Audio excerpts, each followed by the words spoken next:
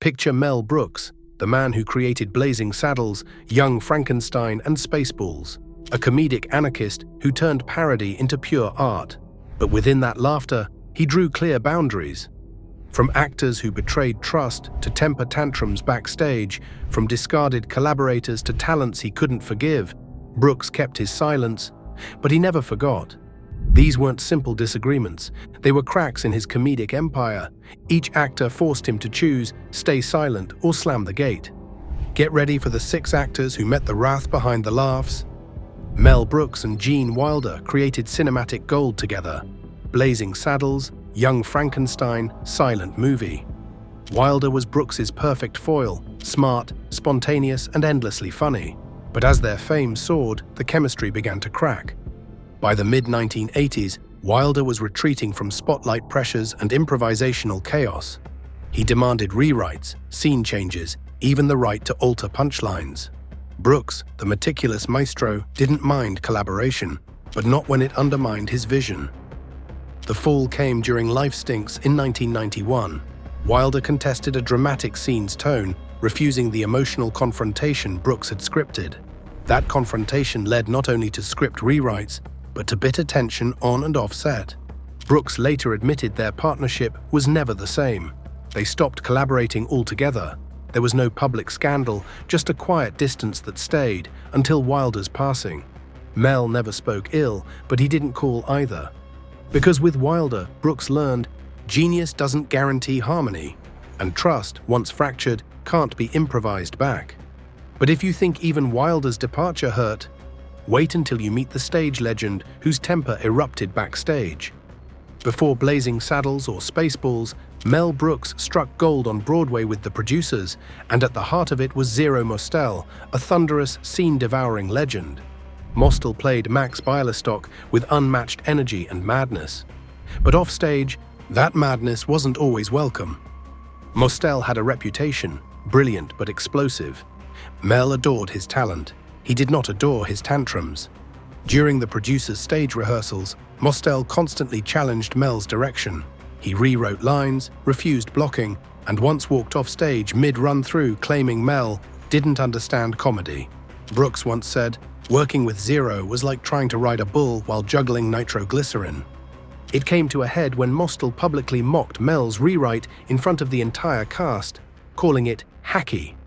Mel didn't shout back. He just pulled Mostel aside and never cast him again. Despite the show's success, Brooks refused to work with Zero in the 1968 film version of The Producers. He chose a calmer, more controlled Zero. Zero's opposite, Gene Wilder. Mostel took it as betrayal, Brooks took it as self-preservation. They never worked together again, because for Mel, comedy required timing and temperament. And Zero Mostel's ego exploded the punchline. But if you thought that clash was chaotic, just wait until you hear about the friend Mel loved, until Shakespeare came between them. Mel Brooks and Dom DeLuise were once inseparable, a comedic duo bursting with timing, warmth, and ridiculous charm. Dom lit up Mel's films, History of the World Part 1, Blazing Saddles, Robin Hood, Men in Tights. But what few fans know, their working relationship nearly imploded over Hamlet. In the early 90s, Dom began floating the idea of a parody called Hamlet, the musical. He wanted to co-write it with Mel, direct it, even star.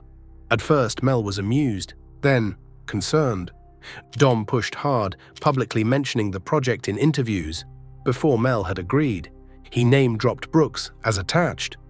The problem, Brooks hadn't even read the draft. When Mel finally did, he was furious. The script was scattered, the songs were weak. And worst of all, Dom had written himself a musical soliloquy about constipation. Mel said no, firmly. Dom kept pressing. Mel said hell no. The project died, but their dynamic changed forever. Though they worked together again briefly, something had shifted. Mel stopped calling him first. Dom stopped getting leads, and when Dom passed away in 2009, Mel gave a loving tribute, but no mention of Hamlet. Because even Mel Brooks, king of parody, had lines he wouldn't cross, and turning Shakespeare into a fart opera. That was one of them. But if you think that friendship hurt to lose, wait until you hear about the actress who dared to outshine him on his own set. Few actresses defined Mel Brooks's golden era like Madeline Kahn. From Young Frankenstein to Blazing Saddles to High Anxiety, she was comic lightning in a velvet glove. But behind the scenes, their partnership wasn't always a love letter. It was a ticking time bomb.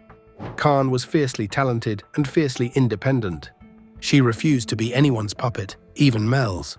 During the production of High Anxiety, their creative tension peaked. Kahn challenged line changes, questioned comedic timing, even walked off set over a costume dispute, delaying the shoot.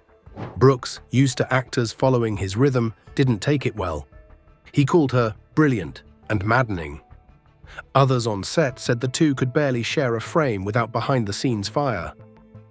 Their final film together was History of the World Part 1, and though it was a hit, their partnership quietly ended afterward.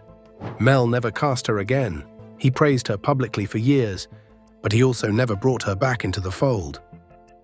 And when she passed away in 1999, Brooks mourned her deeply, but always acknowledged that their fire burned too hot. Because with Mel, if you could outshine him, you'd better be prepared to do it from a distance. But if you thought diva drama was the end of his patience, just wait until the sketches that ended a friendship live on stage. Harvey Korman was Mel Brooks's not-so-secret weapon. Blazing Saddles, High Anxiety, History of the World, Part 1. Korman brought a masterclass in controlled chaos. He was Brooks's go-to villain, and for a while his most trusted comedic co-pilot. But off-screen, the laughs weren't always mutual. By the early 80s, Korman wanted more.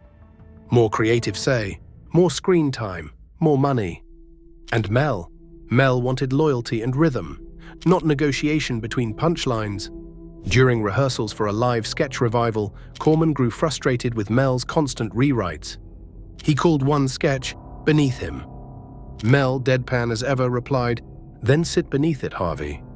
Tensions simmered, then exploded, backstage, mid-rehearsal, in front of half the cast. Korman stormed off. Mel let him go. They worked again briefly on Dracula. Dead and loving it, but the magic was gone. The timing, office, the spark, extinguished. When Korman passed in 2008, Mel gave a heartfelt tribute. He called him a once-in-a-lifetime talent. But in private, friends say he never forgave the pride that fractured the partnership.